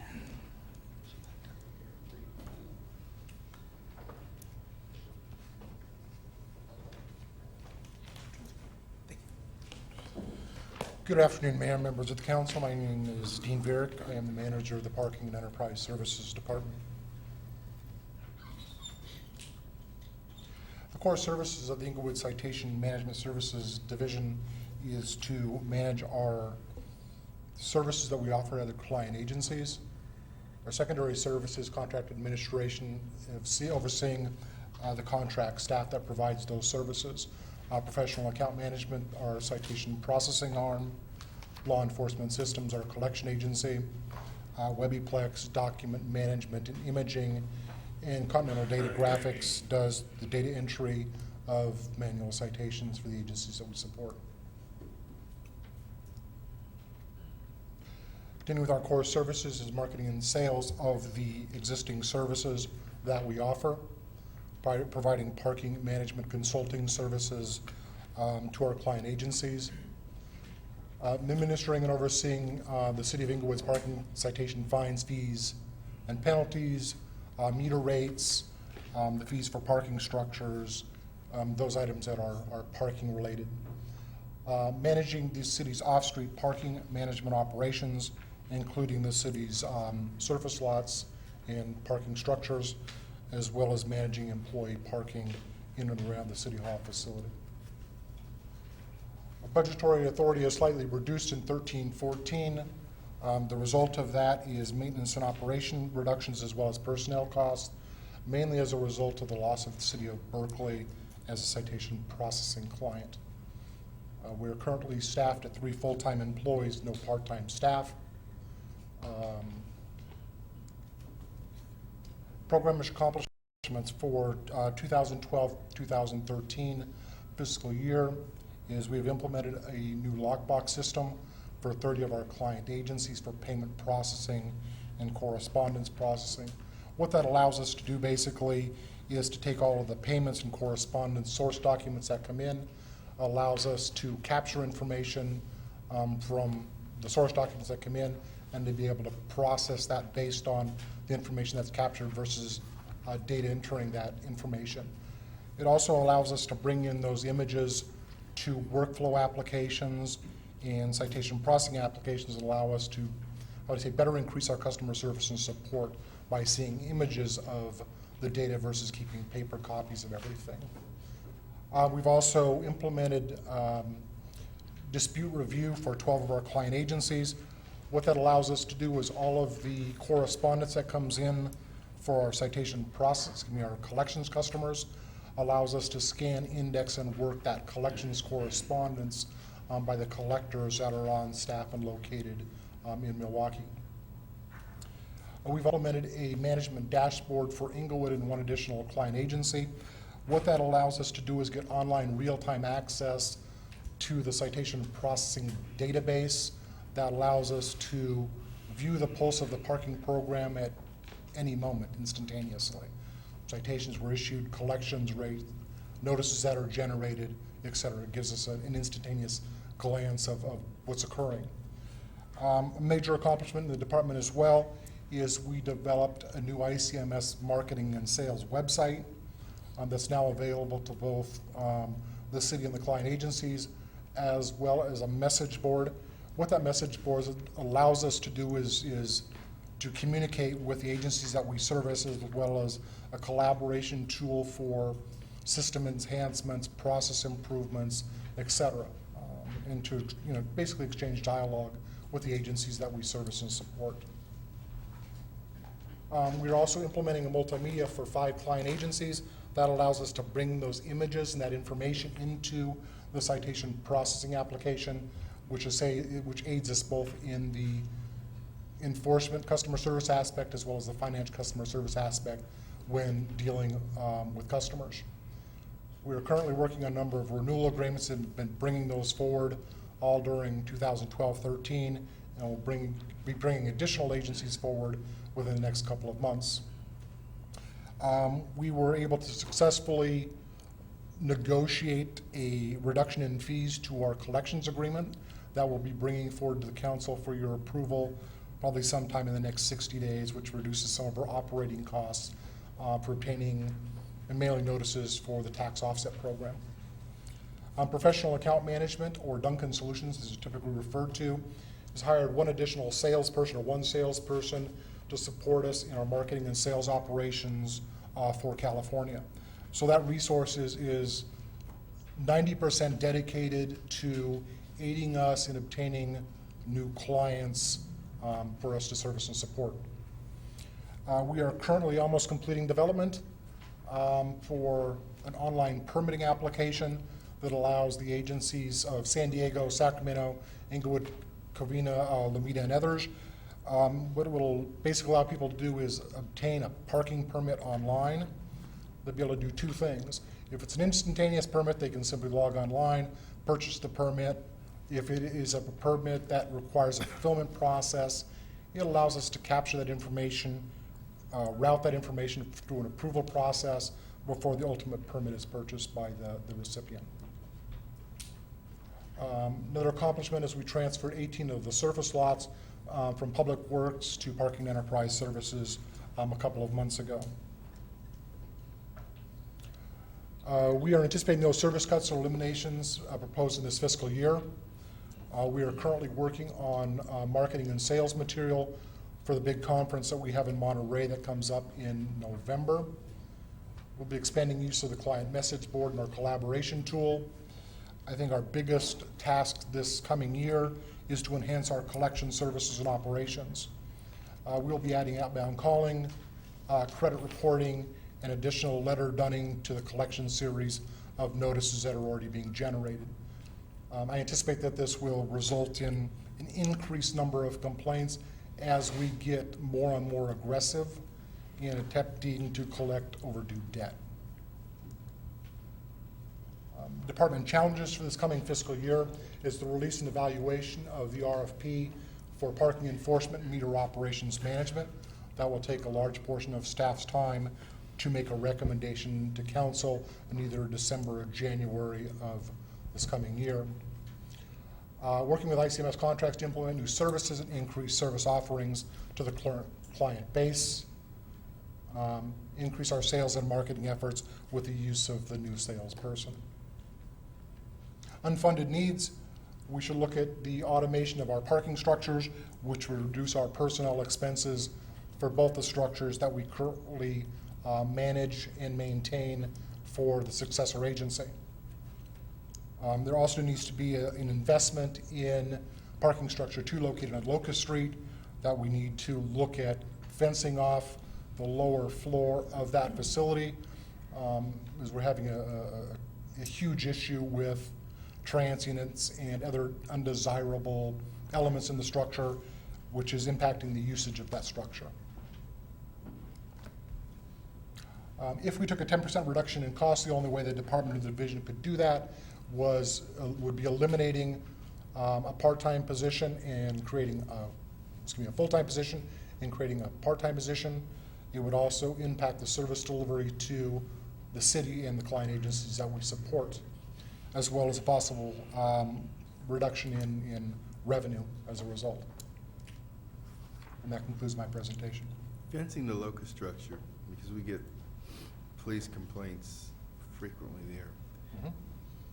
How's that going to stop people from just coming in the mouth of the structure and having it anyway? Basically what it would do is we would look at closing off the rear entrance of the structure and completely fencing it.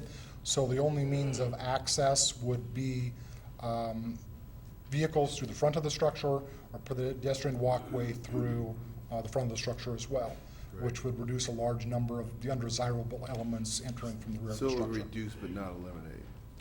That is correct. Okay. Yes, sir. What about the use of cameras on Locust Street? Would that be a viable option? We do have cameras in the structure, and I appreciate Wally, and I'll give him an attaboy today. We went through all of the structure and securely mounted and reinforced the cameras that are currently in the structure. One of the problems that we have with the structure is it's old. The cameras that are mounted in the structure are not state-of-the-art, so it's older equipment. The level of the deck, or the depth of the deck, is so low that people can hang off the cameras by just, if you're 6'4", can reach up there and grab the camera and pull it down. So that's a lot of the issues, that they're damaging the cameras with graffiti, et cetera, so it's difficult to keep up with the vandalism. Yeah, actually, we had the theft of cameras, which was a challenge. I'd like to verify, you kept referencing about parking citations. Do you do any follow-up of enforcement of moving violations? No. Just trying to save you some, get you some money. All the responsibility of the court, and they do as they see fit. All right, I was thinking the Redfix cameras, that we're gonna discontinue that contract, that would be, And there's still talk that they're trying to still look at decriminalizing, red light enforcement, which would make it more of a collections item, but it's still talk. I don't know that it'll ever happen. okay. And also, just for everyone's information, we want to recognize that it was your department that got featured in the South Bay City Council of Government in a special publication, so congratulations. Yes, thank you, and you All right. introduced us to the appropriate people. Thank you. Thank you, Mayor. Okay, what's the, where are parking revenues on track for this fiscal year? Our revenues are actually looking good this year. We're probably, I don't have the exact percentage. The fee increase that occurred in 2011 for both the meter rates, the parking citation fines, fees, and penalties, the convenience fees have all had a significant impact on increasing those revenues. So the numbers are looking good. If I remember right, we're probably up about $200,000 from what we're doing before. I can give you some exact figures. What's the total number on track for this year? On outstanding debt? No. Total figures for citation revenue, where are they tracking?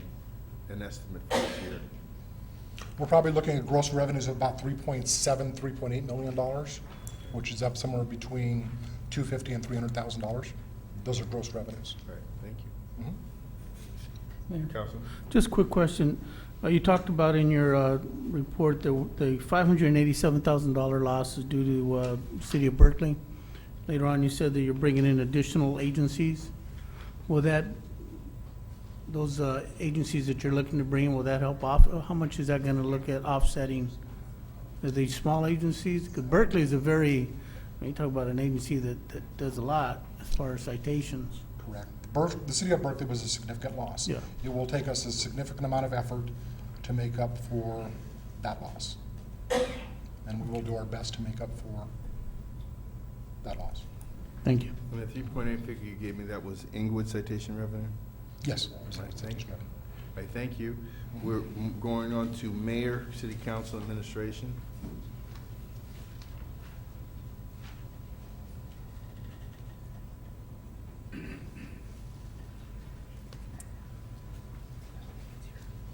Good afternoon, Mayor, members of the City Council. Darrell Brown, Deputy City Manager, and it's my honor to present the budget, your budget, for the proposed fiscal year 13-14 year.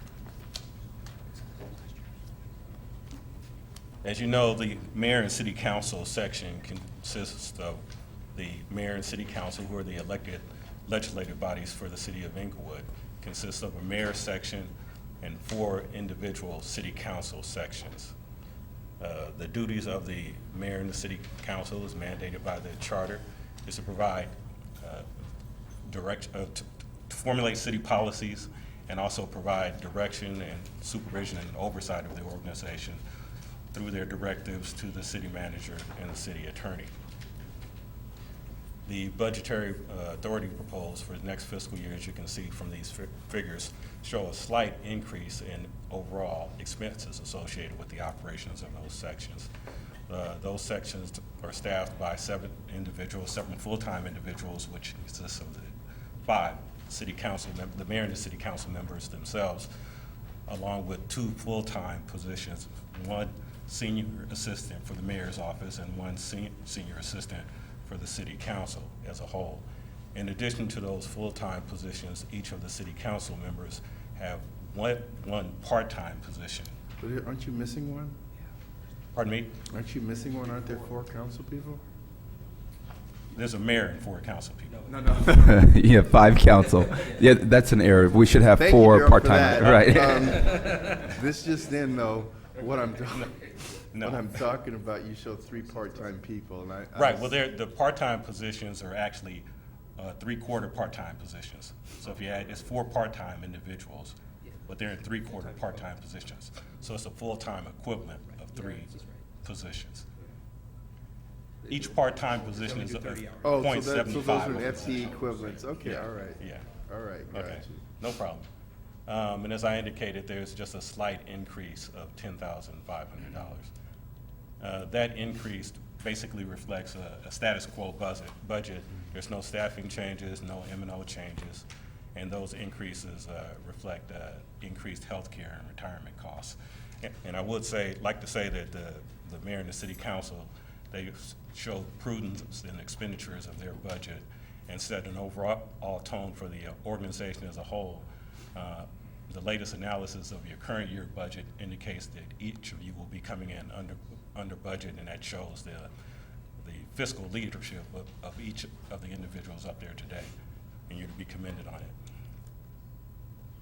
However, if there is a need to reduce reduction general fund-based personnel costs by 10%, these sections will have to be reduced a total of $103,000 for the upcoming year.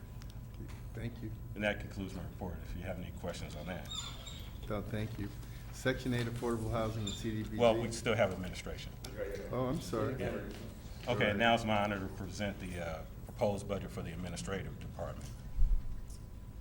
The administration department consists of the office of the city manager, whose primary function is to coordinate and direct policies as adopted by the mayor and the city council, to provide leadership and direction for the city's municipal organization, and to monitor and evaluate municipal operations. And these numbers indicate the general fund costs for that particular department, which reflect an overall increase of $21,000. And I just want to note to you that the budget is always changing, and after this slide was put together, a determination was made that the one position that was listed there, the emergency coordinator position, which was going to be transferred into the administrative department from ITC and increased to 1 FTE, is going to be transferred to the police department community affairs. So that will impact the division slightly. We'll have some increased savings. Okay? If there is a need for a 10% reduction in this section, that will result in curtailment of about $172,000, and that will equate quite possibly to 2 positions. Would you say that again, please? I said that might equate to about 2 positions, just if you talk about 80,000 full-time positions. Right. But the 170, where did the 172 come from? That's a 10% reduction in personnel Oh, all costs, right, okay. general fund personnel costs. And that concludes my presentation. If you have any other questions. No, thank you. Okay, thank you. Section 8, affordable housing. It's all part of it. Yeah, Oh, okay. sorry, just very quickly, the emergency preparedness and disaster planning, as Mr. Brown just talked about, is something that was part of administration. I brought it upstairs, was part of IT as a part-time position. Originally, it was full-time. That obviously has some very specific duties, core services that it provides. We look to enhance the awareness of the community as it relates to being prepared for any type of a disaster, earthquake, or anything of that nature. It also looks to get the employees prepared for anything such as a evacuation of City Hall, or of course anything more significant, any type of a regional disaster, because all city workers by law are actually emergency workers, and so they can be put to work, and obviously if the need arises. So that's something that is essential for as far as emergency preparedness and disaster planning. Internally, we do have a multi-hazard function, or sorry, a hazard mitigation plan, and that is something that we had approved about 5 years ago by FEMA, which is actually a good thing to get accomplished, allows us to apply for grants and so forth. We are coming up next year with the need to revise it. By law, we need to revise it, and so we'll be looking to do that as well. And then, again, bringing up the various connections or connectivity, if you will, between all of the departments. For example, Public Works, we know has large equipment, and if there's some type of a need to clear something, obviously we need to be able to work with them. The same with Parks and Recreation and so forth. And we need to be able to have our supplies on hand to be able to deal with any type of a disaster, of course, and the response thereof. Externally, we're also responsible for the Community Emergency Response Team. That is something that is trained for, if you will, by the LA County Fire Department. They receive grant funds every year from the federal government to provide CERT training, and we facilitate that at the local level with them. We also have a connectivity to the Red Cross. I'm the community ambassador on behalf of the city of Inglewood, and so the Red Cross provides us with shelter agreements in the event that we need to utilize their services, and of course we also take care of things like the blood drives and so forth.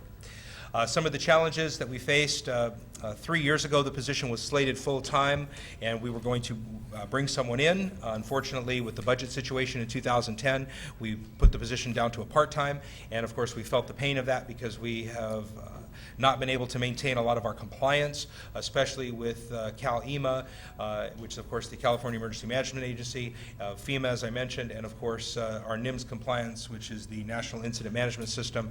We have regulations that we must maintain, certain training of various staff, certain key staff, and of course the council included, and we get behind in that because we don't have anyone focused, and in 20 hours a week is just insufficient. So what we did is I spoke to the chief of police, and due to the fact that he lost his community affairs staff 3 years ago with the retirements, the early retirement options, we came up with the idea that we would actually merge. The half position that we have that was originally in IT that Darrell mentioned came up to admin. We're going to merge that with whatever was necessary to make it a full-time position and actually put it in community affairs. And once the budget is approved and adopted, we'll, if that is approved, I should say, we will go out to recruitment, and we will look to bring in a senior community affairs liaison, which would be a person not only responsible for the emergency preparedness and disaster planning activities that I just encapsulated, but also provide assistance to the police chief for things like the Community Police Academy and all of the things that the Community Affairs Division used to do that he has been without for the last 3 years. Available for a question if you have it. We're good. Thank you very much. Yes, sir. Thank you. Section 8, affordable housing, CDBG.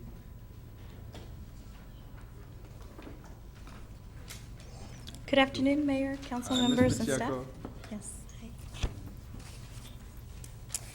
I'll be presenting the Housing Division and the Affordable Housing first. One of the Housing Division, Inglewood Housing Authority administers 1,002 housing choice vouchers. It administers up to 600 Section 8 vouchers from other housing authorities throughout the nation. Our affordable housing projects monitors existing projects, which are 11 that we have in the community at this point, and new development projects, which are 5 that are planned for the year.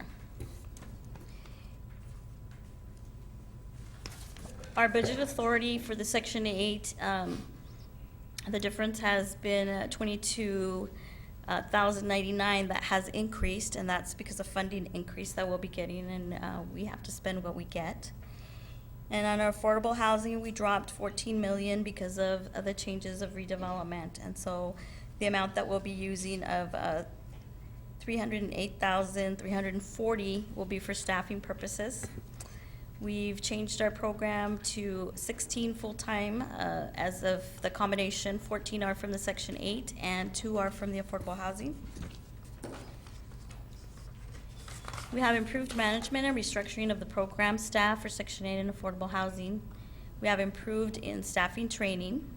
We've increased revenue from HUD for Section 8, participants and fraud investigations. We've improved financial management and policies to resolve fiscal audit and HUD findings to 100% compliance. We've enhanced program to the police department to improve on fraud investigations and security of programs compliance. We do pay about 50% of the salary of a police officer to help us with that.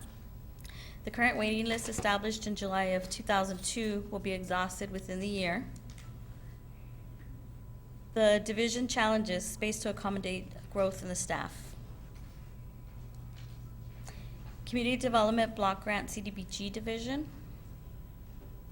Core Services coordinate the implementation of the city's consolidated plan grants from the United States Department of Housing and Urban Development, including Community Development Block Grant, Home Investment Partnership X, Home Program, and Emergency Solutions Grant. We've had a cut of $1,907,718. We have 4 full-time staff on our budget. The program and service changes, the reduced federal funding allocations for the CDBG and home programs because there's been cuts throughout the nation with any HUD funds, regulatory changes to the Homeless Emergency Solution Grant, insourcing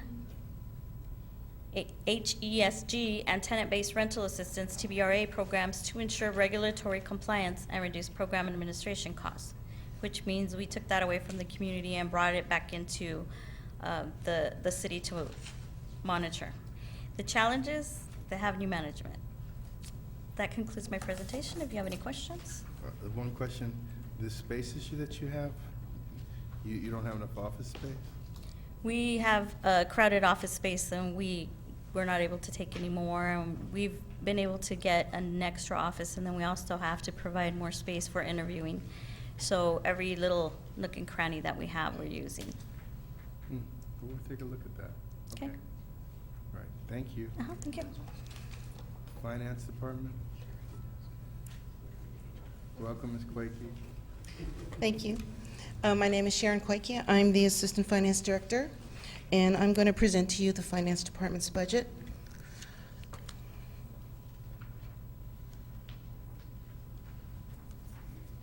Which way am I going? The core services of the Finance Department includes revenues and billings, customer service for utility customers, cashiering services, business taxes and licenses, purchasing in the warehouse, financial reporting, payroll, processing accounts payables, accounts receivables, and the city's budget. These services and tasks, this slide is just to give you an idea of the volume of transactions that are being processed through the Finance Department. We process over almost 300,000 utility bills a year, over 15,000 business tax accounts we handle, 400 parking citation appeals, 82,000 cashiering transactions, 25,000 account payable checks. We process over 3,300 purchase orders and about 25 formal bids, RFPs, RFQs each year. We process over 16,000 payroll transactions, and we coordinate the citywide audits and a lot of the local funding audits. And the number of the audits that we actually were involved in, it includes 3 annual audits, 3 nonprofit audits, and for the local return and the other granting agencies, that's anywhere from 5 to 8 audits a year. So there's a lot of interaction we have with our audits. And we prepare the city's annual budget.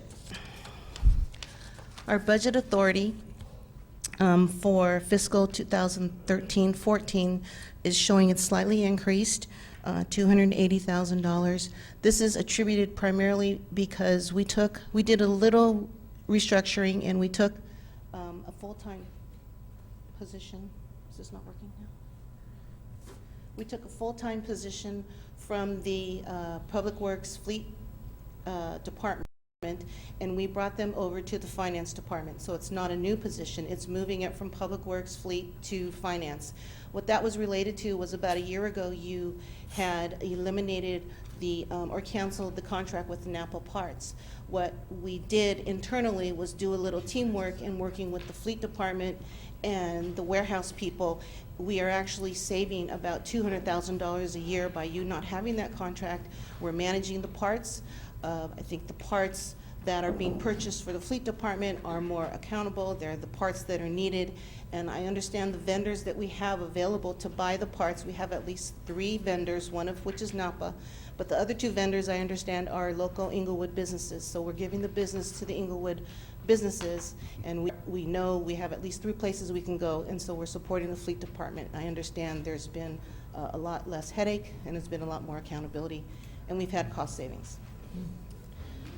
The other increase in the personnel costs is basically attributed to healthcare and retirement costs. So we pretty much have a status quo there as well. Our program and service charge changes. The accounting staff continues to increase the level of support and collaboration with other city departments to continue to help improve our verification and reporting of our data. As you heard last night, when the auditor came and presented the audits, a lot of our issues that we focus on are related to the audit findings. What we've been doing is, with our goal of trying to eliminate the audit findings completely, we are putting in new processes. We're working much closer with all the departments within the city. Rather than working individually, we're working together so we can help mitigate and eliminate a lot of the audit findings and issues. The successor agency accounting, the reporting, and the monitoring requirements, they are continuing as a result of the redevelopment going away. The department challenges that we are facing, that we continue to face, the residential sound insulation program support is demanding, and it's steadily increasing the accounting and reporting requirements. Our compliance and accounting issues related to several city grant programs is increasing. Again, that's related to making sure that we address our audit findings and compliance issues. And implementing our accounting efficiencies to address the open audit findings does require increased analysis work and reconciling tasks. These are tasks that they weren't being done, at least in recent years, with the changes that have gone through in the finance department. We've been making progress, and it's more accountability, and it's working together with other departments. Our unfunded needs are to fill 2 of our accountant vacancies. Currently, we have a recruitment going out for that. To fill our department administrative assistant, the finance department currently does not really have a true administrative assistance. Our senior accountant position could be distributed among other funds. There are other funds that are not general funded programs. With the kind of work and analytical work that can be done, we could look to distributing those costs out away from the general fund. And we're really looking for some financial resources to implement our operating efficiencies and to provide Eden training and professional training to our existing staff.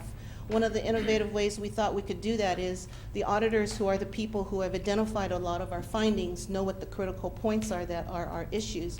We've asked them if they would be willing to come do training in-house to our staff. That way the training would be specific to the needs that they've identified that perhaps we're weak in. And so we're looking to do some of that this upcoming year.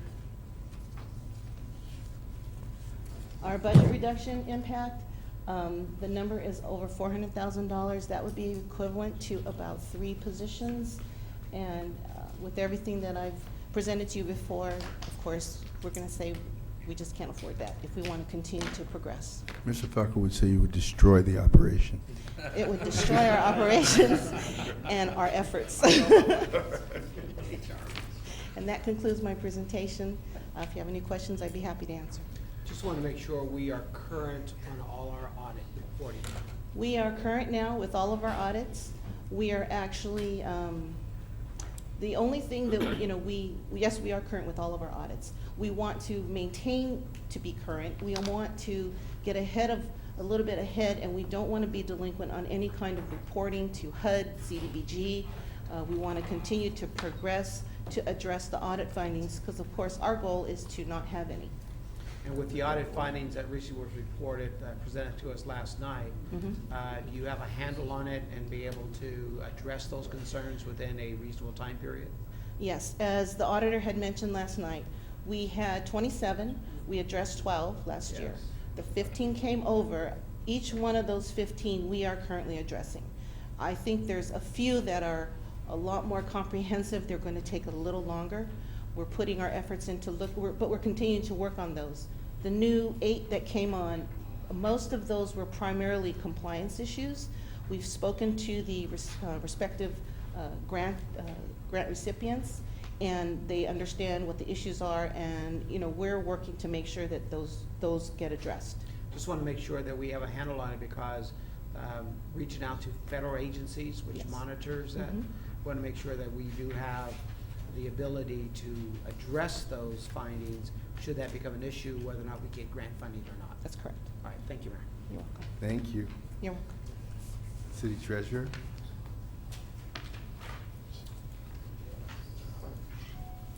Showtime.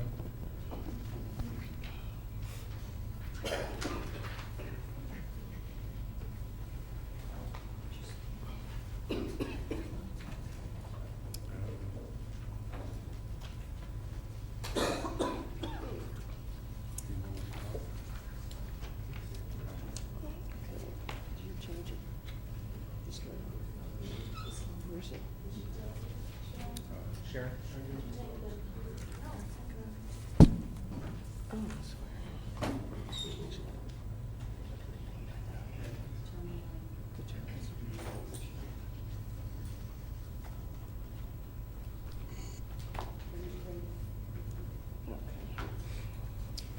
Good afternoon, Mayor and Council and Clerk. I'm the elected city treasurer of the city, and I was elected by the state of California to invest the funds for the city, the successor agency, housing authority, and public finance authority in accordance to the governmental code. As you can see, we have a code. My funding has increased from 2012-13 to 2014 by $58,553, and that's primarily because I'm asking for my office assistant, who's been with me now for 4 years. He earns about $27,000 a year, and with the 10% salary cut that was required to take, it was especially painful for him. And I would like to make him to have benefits and to be a permanent part-time person. And would also like to be able to retain the person that I currently have through the Workforce Investment Force that's making approximately $13.22 an hour. And would like to point out that the Workforce Investment Board, South Bay Workforce Investment Board, is paying 50% of that pay for all of July and of August. So that is certainly a very good plus. And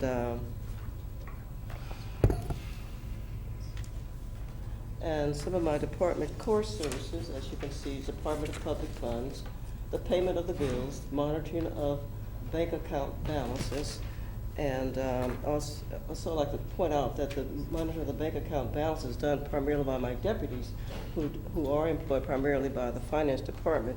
But I'd like to point out that the monitoring of those balances is done 5 days a week, not just Monday through Thursdays, including holidays.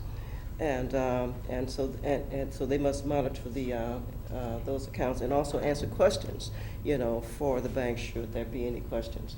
Also, submission of RFPs for banking services that we're also in the process of doing currently. The assistant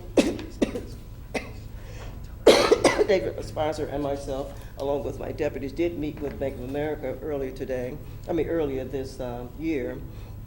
But we do have a pending RFP for banking services. But I'd like to point out that Bank of America did point out that through e-payables alone, we could eliminate our banking costs that were about, as I best remember yesterday, about $195,000 through e-payables alone. Because Bank of America, as I believe, do have the largest base of any of the other banks currently, and I think we'll probably get the better results from them. But I'm agreeable with David that, with regards to the RFP, we can also become aware of all of the latest technology, that's been offered by the other banks also. But as far as e-payables, I do believe Bank of America is going to be is going to come out with the best in that area for us. So how exactly does that save us that 195? What's that again? The e-payables, how does it save us 195,000? Well, basically, what we've done is provide them with our vendor list, and many of the vendors are all already using some sort of credit payment to pay their Right. bills. A good, I think it's roughly between 75 to 80% of them, and that's how e-payables more or less will be functioning. And a number of the banks do offer that. All the larger banks do offer e-payables.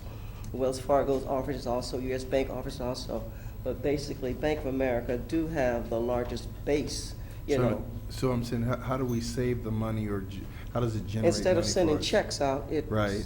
So they charge us to send the checks out? electronically, yes. Instead of, you do away with the paper. Okay. Uh-huh. And whose budget does that come out of, or is that, we just pay that as a cost of doing business every time we buy something? Well, I believe that's just out of the general fund. You mean that we pay for banking charges? It comes out of the general fund out of finance. So the savings actually accrues to finance? Yes. Okay. Too bad, Juan, I was gonna get you a part-time person. Go ahead, thanks, David. Yes, David has been a real big help. So it really is a real plus for us. Also, number 5, of course, is investment of, we talked about it. Okay, number 6 is submission of monthly treasurer's report as part of the core services, cash management. Also, I'm a part of the bond issuance team, investment policy preparation. Also, I'm in the process now of submitting our updated investment policy to the national organization. And once they certify that policy, I will be submitting that policy to the council for their adoption, because we haven't had the policy in place for a number of reasons in the past. But now we have a consolidated council, and I think that it will go forward. And normally, keep in mind, when I prepare the policy, it's usually certified for 5 years. So it just only recently expired. Also, one of the services, appointment of deputies. I do have 2 deputies, and they're employed with the, with the finance department primarily, Salethi and Deborah Crenshaw. And also, the general audit function was added to my office about several years ago. It was once with the city clerk's office, and primarily because of my financial background, it was added there. And I would really like to be able to utilize that more, because I have a number of audit programs that I would like to utilize for all of the various departments, because currently we do not have an internal audit staff, as I don't think, with the finance department. And what I've been doing now is doing limited audit of cash, of the petty cash. I've been doing that for years, through my current staff, which is really just one administrative aide and one person through the investment workforce software works on the investment board. And also another of my duties, of course, is attending city council meetings. I'm generally here every single Tuesday, unless I'm out of town. And another core services, I would like to kind of do away with, really, is a number of early check releases that I've signed through my offices before council meet. And to date, I've actually signed for this fiscal year some $7 million, of checks to be released prior to council meetings that have already been approved. Department of Core Services continue.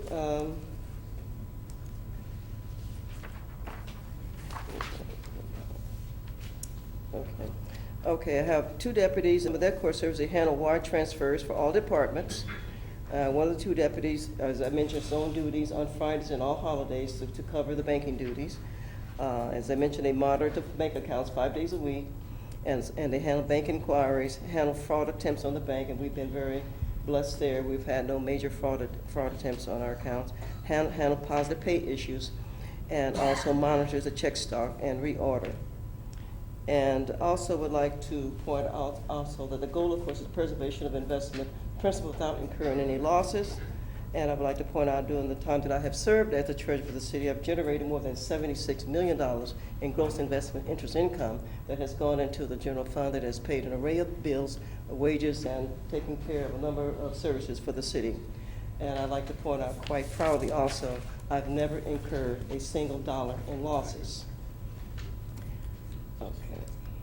Department challenges. Of course, generate investment income in a declining economic environment, accomplishing more accounting, auditing, and financial investment analysis related projects with one staff member. That's why I'm really begging to be able to keep the second person that I have through the workforce investment workforce board, to be able to utilize that person to help to do a little bit more in the audit function of the city. And my background is pretty strong in audit. I work with Pricewaterhouse. That's where I got most of my audit background. And they were one of the largest national and international CPA firms on earth. Also, enhancing community involvement with the city treasurer student intern program, which I will be starting that program up again in about 3 weeks. I've had more than 175 students now that have gone through that program, and I've had 6 that have actually completed college.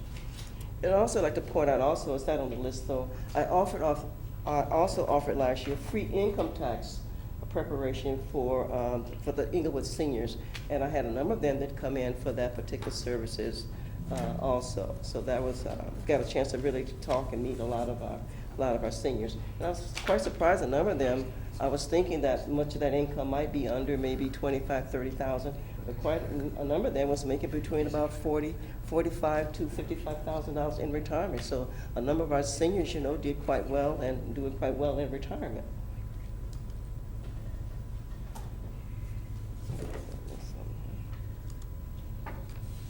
Okay, budget reduction. A 10% reduction in general funding would have the following impact: reduction funding of $40,000. And hopefully we won't have to have another 10% reduction, otherwise my whole department would just disappear. Destroyed. Yes. Let's see, I have something else here. All right. Well, I did have one more sheet that didn't get on there, and it's the unfunded needs. Additional funding for promotion of current part-time administrative aid to permanent part-time administrative assistant, and addition of 1 part-time clerical staff member working perhaps 6 to 8 hours without benefits. But I certainly would like to provide benefits with a person who's been with me now for 4 years, who has no benefits whatsoever, and he's been with me for 4 years and only earns about $27,000 and has put himself through college, and he has a business degree, so I certainly hope. What would be the cost for the benefits? What was that again? The cost for the benefit package? 58, was that what they? Yes, Total for his salary and Excuse me, Mayor. His salary's 27 and then... His current salary now is And the part-time $27,000. Okay. Mayor, excuse me, the only way to accomplish that would be to make that position full-time. We don't have a mechanism for permanent part-time anymore. Which explains that employee is not over civil service. Correct. So the only way would be, Mayor, to add a position in the budget that's full-time and do a recruitment. And then I would point out that on the budget authority and staffing slide, that would not have been possible to have a permanent part-time. Right, okay. Thank you. Well, wait a Well, minute. Go ahead. Are you finished with your presentation? That concludes my presentation. Are there any? Wait a minute, I have about eight more points. No. Well, we don't know if your cold can last that long, or if you just fight it. I have concerns with reference to this investment policy preparation, because my recollection is it's the will of the council that approves the investment policy before is then sent to the government for certification. asked you to send to the Association of Public Treasurers in the United States and Canada, and that's what I have basically been doing in the 25 years that I've served as treasurer. I normally send it to them for certification. They review it. I once sat on that board, so usually about an 8-member board that sit and review the policy. They review policies from churches all over the nation and have a great deal of experience. So it has to have all of the proper criteria there before it is approved. So that's why I would like to submit it to them for their review and approval. Then I submit it to the council for their comment and adoption. So unfortunately, our city attorney's not here because that was an issue that I raised before. So I'm sorry, what was an issue? With reference to the investment policy and who has the authority for authorizing such. So, Well, basically, you know, as you know, the policy just simply provides the guidelines for, you know, for my investing taxpayer dollars. It provides rules and guidelines for investing for investing these dollars that are taxpayer dollars, and it has generally been approved by the council, you know, without any problem, you know, for about the first 20 years that I served as treasurer, with no problem whatsoever. It's something that every city has in place, you know, just to have some sort of policy for, you know, for my investing these dollars rather than doing it with nothing at all in place. well, I understand there's an investment policy needed. The question is who implements it. And so that's why I brought it up. So we can discuss that at another time. Okay. Thank you. Absolutely. Thank you. You're welcome. Let's see. Any person would wishing to address the city council on today's workshop may do so at this time. Hearing no comments, we'll adjourn the meeting and reconvene tomorrow at 4 p.m. Thank you very much. Good job. Oh, you guys were great. You should give them applause. Nobody going up there. In these, as long as we do it.